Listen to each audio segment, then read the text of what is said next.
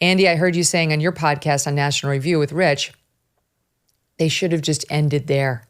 Just end with your star witness, the other side's star witness admitting he committed larceny. Don't call a single additional witness as the defense. Let that be the jury's last impression before they go home for a week.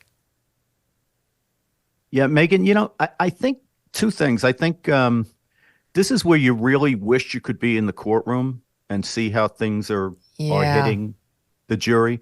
Because I have to say, I feel like I was unfair to Susan Hoffinger, I think it is.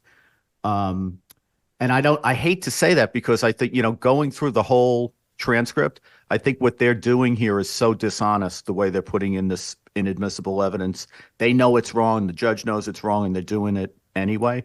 But on our podcast, my podcast, I kind of said, I did say, because I was relying on the reporting, that this was a sensational bombshell of a revelation that came at the end of the cross-examination, and that Blanche had really hit a home run.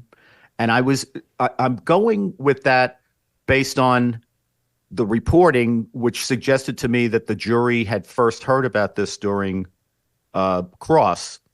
And then it turned out, as you just pointed out, it's not, I don't think she did a great job fronting it, but she got all the underlying facts out. And I was assuming that this made a great impact on the jury because it was the first time they were hearing it.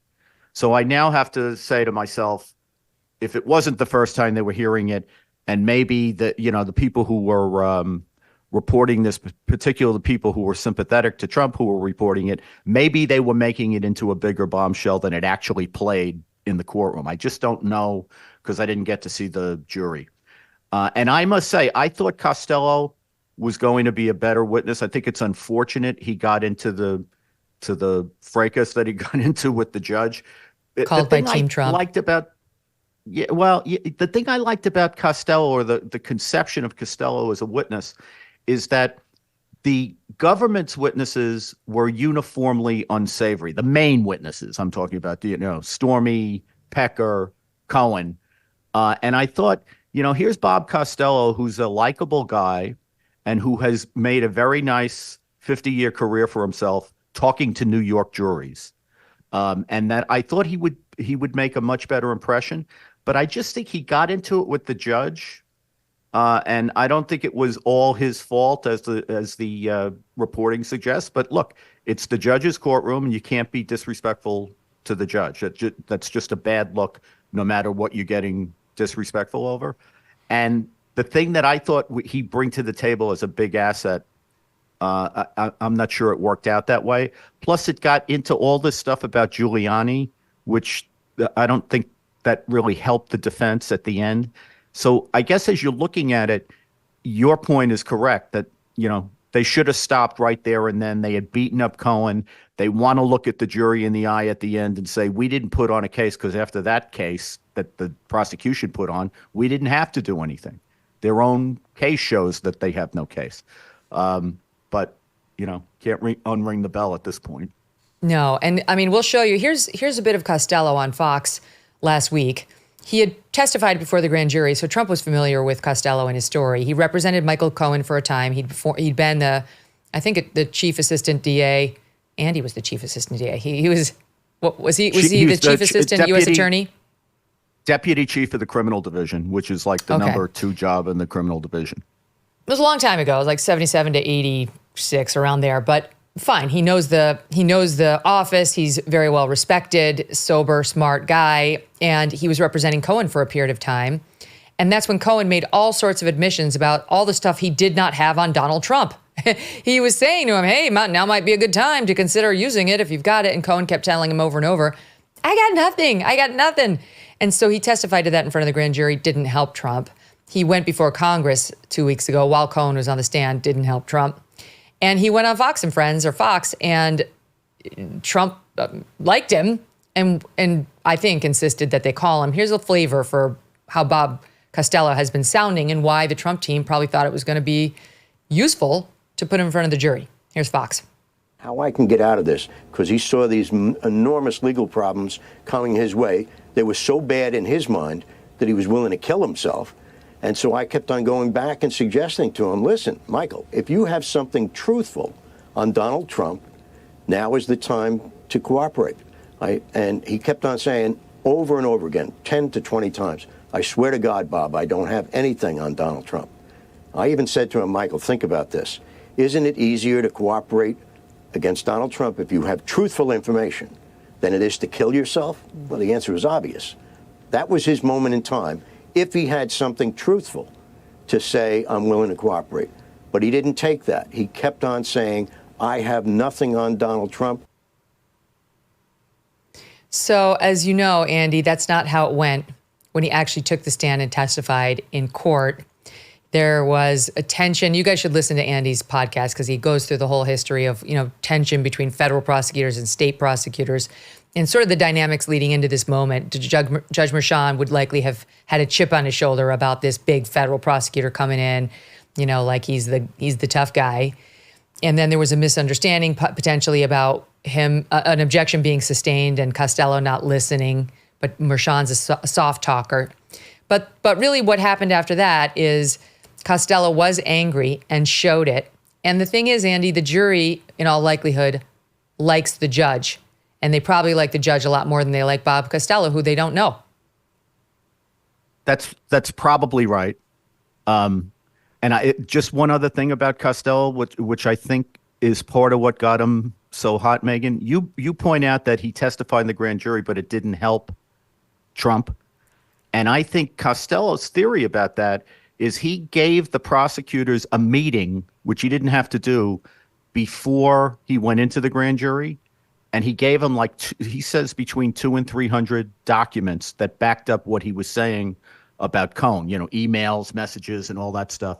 And then he says when he went into the grand jury, the prosecutors intentionally didn't ask him the questions that would have elicited the information that he had given them in their office the day before, and that they cherry picked 2 or 3 documents out of the 300 that he gave them. So he thought that they gave the grand jury a completely, skewed and dishonest depiction of what he would have been able to say. But this should point out to people that the prosecutors run the grand jury. There's no judge. There's no anything. Prosecutor decides what the grand jury hears. And unless the grand jury rebels and they say they want to hear, more evidence and more information, they're going to get whatever version of events the prosecutor decides to give them. So the last impression the jury had, Phil, was of Costello alienating the judge for Team Trump on really the one witness they called. They called one junior lawyer.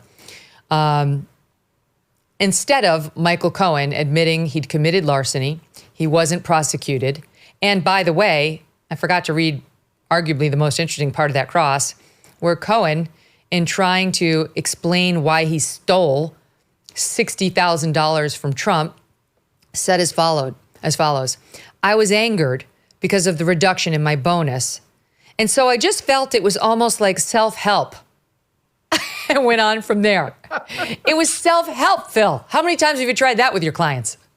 Well, it doesn't. Well, I mean, if I tried it, I'd be in prison. But Michael Cohen, for that same reason. But listen, I would have, in hindsight, obviously, which is 2020, I don't think anybody really could have foreseen that the judge was going to. And look, I see it a little differently. I put most of this kerfuffle on Judge Merchan and his particular bias, because I also watched that Fox interview. I played it on my show, and I think Costello comes across really, really well. He's polished. He's articulate. He does, but he was scoffing at the judge's rulings openly. Well, I mean, I get that point, but I put most of it on the judge. The judge shouldn't have been making those stupid, ridiculous, illegal rulings in the first place. Phil's in favor of the scoffing. But no, look, he knew, Costello knew that Michael Cohen had lied to this jury. And so normally that's the kind of thing, if you've got a witness that knows another witness like Michael Cohen, not only that he's a general liar, but he's lied in this specific case, of course, as a defense lawyer, you're going to want to bring that. But if they had been able to foresee that the prosecutor would have been making objections and the judge was not going to even require them to give a basis for their objection or let the other side even respond, that he was simply going to say sustained before they even got the words out of their mouth. If they had been able to foresee that, they of course would not have called it. But I think at the time they made the right decision. Of course, with the 2020 vision of hindsight, it was probably correct to have done what Andy suggested and just end on the note of having torn a new one for Michael Cohen based on his thefts and everything else. Yeah, honestly, it's like, so you're the biggest felon in this courtroom. You, who committed larceny, who stole $60,000 from the victim, Mr. Trump, over there. And you did it for self-help. No further questions. That's it. Goodbye. You're done. Have a happy Memorial Day. It didn't end that way, but Cohen has been bloodied up and bruised pretty badly in this case. And that's the big question. Does the jury disregard all of that and say, well, I believed him on the core things? And does the jury then say the core things have been proven within the confines of the law I'm being given? Let me tell you a story about a guy named Leo Grillo. Leo was on a road trip and came across a Doberman. This dog was severely underweight and clearly in trouble. Leo rescued the dog and named him Delta. Sadly, Delta was just one of many animals that needed help, and this inspired Leo to start Delta Rescue, the largest no-kill, care-for-life animal sanctuary in the world. They've rescued thousands of dogs, cats, and horses from the wilderness, and they provide their animals with shelter, love, safety, a home.